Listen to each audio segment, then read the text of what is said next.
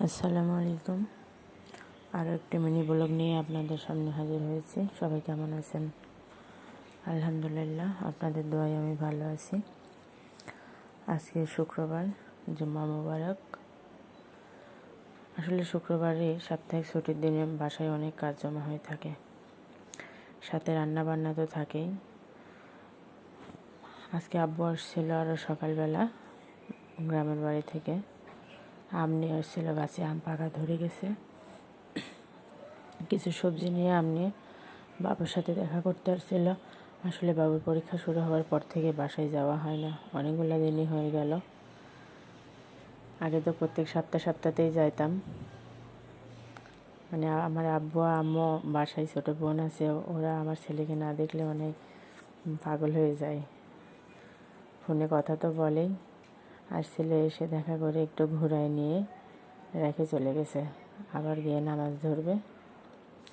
এদিকে আমি তাড়াহুড়া করে রান্না সারতেছিলাম। আব্বু যদিও থাকেনি, দুপুরে খাবে না, তারপর আমার কাজ ছিল জন্য ফাঁকে ফাঁকে ভিডিওটাও করছিলাম, রান্নাটাও চড়িয়ে দিয়েছি। আজকে ভাবছি মুরগির মাংসটা করব আর একটু খিচুড়ি করব। সেই মোতাবেক রান্না করছি, কাপড় চোপড় ভিজিয়ে দিয়েছি। বাবুর পরীক্ষা শেষ হবে 4 তারিখ, আগামী জুন মাসের 4 তারিখে শেষ হবে। তারপরে একবার বাসায় গিয়ে ঘুরে আসবো ভাবছি।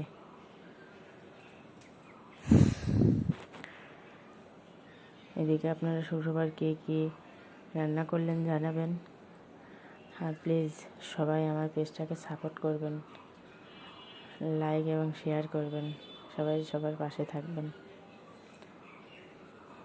ধন্যবাদ আপনাদের আমাকে এত ভালোবাসার জন্য। আসলে আমি অল্প কয়েকদিন ধরে পেজটা খুলছি, তারপরও আপনাদের অনেক ভালোবাসা, আমার পেজটা অনেক দূরে আগাচ্ছে।